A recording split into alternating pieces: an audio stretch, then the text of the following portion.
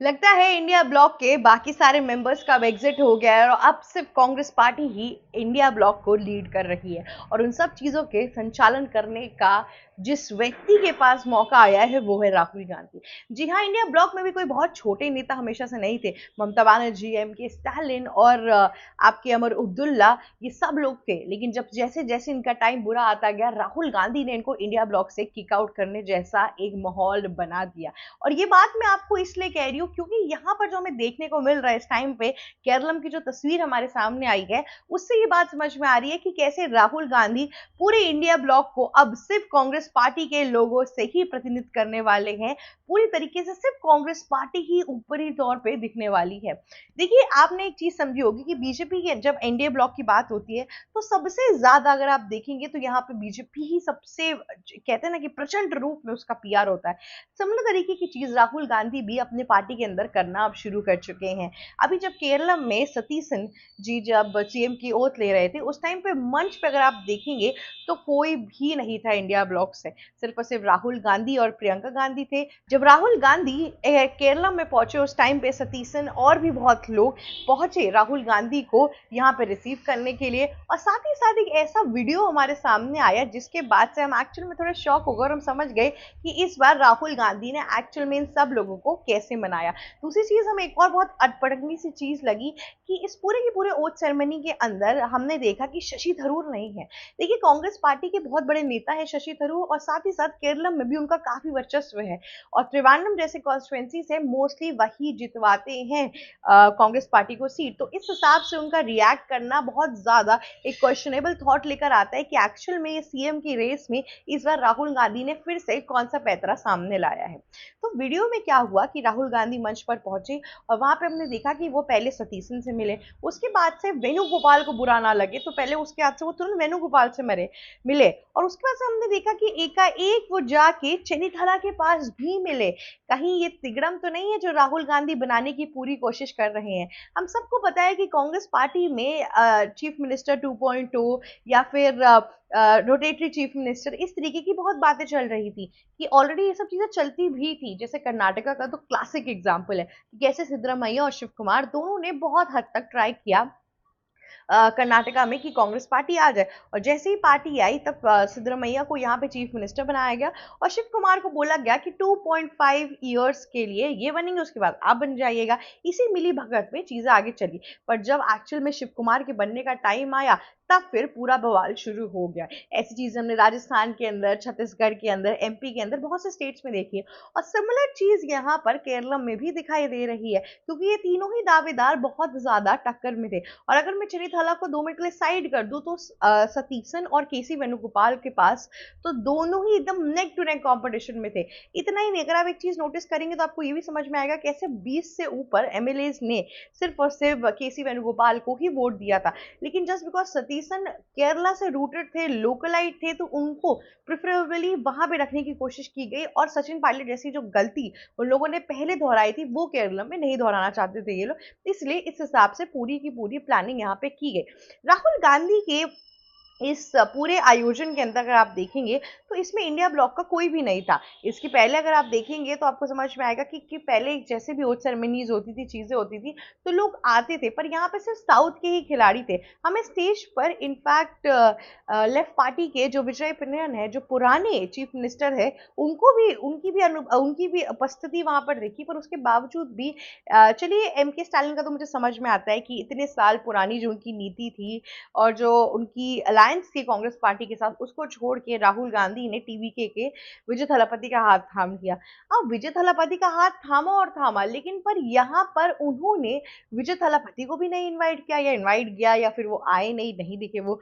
ममता बनर्जी के ऊपर भी पिछले दिनों जब इलेक्शन का टाइम चल रहा था उन्होंने इतना अक्यूज कर दिया था कि टीएमसी से भी उनका नाता एकदम साइडलाइन हो गया। अखिलेश यादव भी नहीं दिखे। साथ ही साथ बिहार में अगर आप जाएंगे तो वहां पे तेजस्वी यादव भी नहीं यहाँ पे मंच पे उपस्थित हुए दिखे।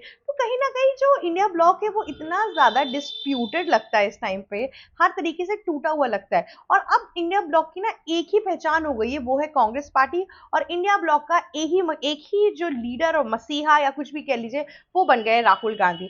राहुल गांधी ने इस पूरे साल अगर आप देखेंगे तो अभी जितना भी टाइम हुआ है, 4-5 महीने, इस पूरे टाइम में राहुल गांधी ने अपने पीआर पे फोकस करने की बहुत कोशिश की है। अपनी इतनी पुरानी, सदियों पुरानी अलायंसेस को तोड़कर वो सिर्फ और सिर्फ कांग्रेस पार्टी को ऊपर लेके जाने की कोशिश कर रहे हैं। वो इंडिया ब्लॉक के जितने भी खिलाड़ी उनके साथ अब वो कोलैबोरेशन अलायंस में उतना भरोसा ही नहीं रख रहे हैं। मुझे लग रहा है वो अकेले ही कांग्रेस पार्टी को सिर्फ और सिर्फ पीआर दिलाने की कोशिश कर रहे हैं। क्योंकि देखिए ना, उद्धव ठाकरे भी यहाँ पर नहीं आए, अखिलेश यादव के साथ भी इतनी उनकी बनती है, वो भी नहीं आए। आपको याद होगा कि ये जो पूरा सिनेरियो है, ये सिर्फ कांग्रेस पार्टी की तरफ से नहीं हो रहा है, पर ऐसा ही एक 3.0 सिनेरियो सीएम्स का आपके यूपी में भी हुआ था। जब यूपी में जब अखिलेश यादव चीफ मिनिस्टर बने थे, तो सिर्फ अखिलेश यादव ही सब कुछ नहीं चला रहे थे। उनके संचालन में अखिलेश यादव का भी नाम था, मुलायम सिंह का भी नाम था, फिर आजम का भी नाम था, और भी इस तरीके के नेताओं का इसमें पूरी तरीके से भागीदारी थी। ये सब लोग मिलकर यूपी को चला रहे थे। सिमिलर तरीके से यहाँ पे केरलम के अंदर भी आप देखेंगे तो आपको समझ में आएगा कि एक ट्रायो बन चुका है। यहाँ पे सतीसन का, केसी वेणुगोपाल का, और तो और शनिधला का। इवन इफ की सतीसन को चीफ मिनिस्टर की पोजीशन दी गई है, नाम उनका आ गया, पर उसके बावजूद भी मुझे लगता है कि हर एक डिसीजन मेकिंग में ये तीनों एकत्र तरीके से सामने आने वाले हैं। और क्योंकि जिस हिसाब से लोग बैठे हैं, जिस हिसाब से लोग चल रहे हैं, और जिस हिसाब से राहुल गांधी सबको इक्वल इंपॉर्टेंस दे रहे हैं, उससे ये बात तो तय हो रही है कि कहीं ना कहीं मामला तो कुछ ऐसा ही बाहर निकल के आया है। और ये बात अगर बीजेपी करती तो मैं थोड़ी ताजुब में भी जाती, पर कांग्रेस पार्टी का इतिहास ऐसा ही रहा है। उन्होंने मैक्सिमम ऑफ द टाइम जीत पर फोकस किया, और जीत के लिए कोई भी अनबिरंगा जो नंबर होता है उसको साथ में जोड़ने की कोशिश की है। कि किसी को भी कहते ना, तुम 2 टॉफी ले लो, अरे तुम बुरा मत मानो, तुम 1 टॉफी ले लो, फिर तीसरा तुम भी बुरा मत मानो, तुम एक चॉकलेट ले लो। ऐसे कर करके, झूठे मूठे वादे करके, शॉर्ट टर्म वादे करके इन लोगों को बस इलेक्शन जितवाए, और एक बार इलेक्शन जीत गए तो उसके बाद से कुछ नहीं हो पाता है। लेकिन राहुल गांधी ये भूल जाते कि इलेक्शन जीतने के बाद से नेक्स्ट टेन्योर भी आता है, और उसमें भी लड़ना पड़ता है। तब तक इन लोगों को, जब उनकी जो प्रोमिसेस होती है वो राहुल गांधी पूरा नहीं करते हैं, और दूसरे इलेक्शन तक इन लोगों का पूरा भरोसा चकनाचूर हो जाता है। ये लोग पावर में ज्यादा ऊपर नहीं है, इसलिए राहुल गांधी के खिलाफ कुछ बोलते नहीं है, पर मन ही मन ये सोच लेते हैं कि अब हमें एक एग्जिट पॉइंट पर जाना है, जैसा कि सचिन पायलट ने सोच लिया था। देखिए ना कि 2018 में 5 साल मेहनत करके सचिन पायलट ने पूरी सीट लेकर आई कांग्रेस के लिए। उसके बावजूद भी दिल्ली से अशोक गहलोत को बना दिया गया वहां पर चीफ मिनिस्टर। और जब सचिन पायलट का टाइम आया तो सचिन पायलट को ऑलरेडी ठुकरा दिया गया। इतना ही नहीं, उनको इतनी बेइज्जती फील हुई कि बीच में बात ये भी थी कि वो पार्टी को छोड़ देंगे, जबकि सचिन पायलट, उनके पिताजी, बहुत टाइम से ये लोग कांग्रेस पार्टी के लॉयलिस्ट रहे हैं। उनके पिताजी इंदिरा गांधी के लॉयलिस्ट रह चुके हैं, और तो और राजीव गांधी के भी लॉयलिस्ट रहे हैं। तो इस पूरे टाइम में लोगों ने काफी हद तक पायलट परिवार ने कांग्रेस पार्टी को दिया। उसके बावजूद भी 1 मिनट के लिए भी सचिन पायलट को कंसिडर नहीं किया गया। बात ये भी आई कि वो बीजेपी चले जाएंगे। खैर, वो बीजेपी तो नहीं गए, पर उसके बाद से जब दोबारा इलेक्शन हुआ तो कांग्रेस पार्टी का नामो निशान नहीं था। बीजेपी की सरकार राजस्थान में ऑलरेडी आ चुकी थी। तो कहते ना, ये सब जीते जिताई हुई जगह को जिस हिसाब से कांग्रेस पार्टी अपने हाथों से छोड़ देती है, ठुकरा देती है अपनी इन गलती नीतियों के चक्कर में, और साथ ही साथ क्लैरिटी ना देकर, दिक्कत और प्रॉब्लम यहाँ आती है। और इस बार भी केरला में हमें लगा था कि कुछ अलग होगा, पर केरला में भी कुछ ना कुछ इनडायरेक्टली तस्वीर वैसी ही दिख रही है।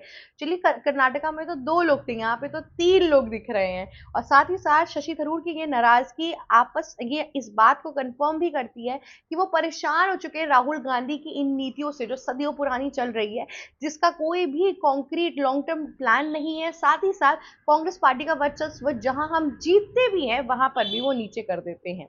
आज के लिए बस इतना ही। अगर आपको वीडियो अच्छी लगी है तो लाइक, शेयर, सब्सक्राइब और कमेंट करना मत भूलिएगा। जाते जाते बेल आइकन भी हिट कर दीजिएगा। थैंक यू सो मच हमारी वीडियो देखने के लिए। Subscribe to News Vigil Hindi now. Stay tuned for the right analysis of every major world news.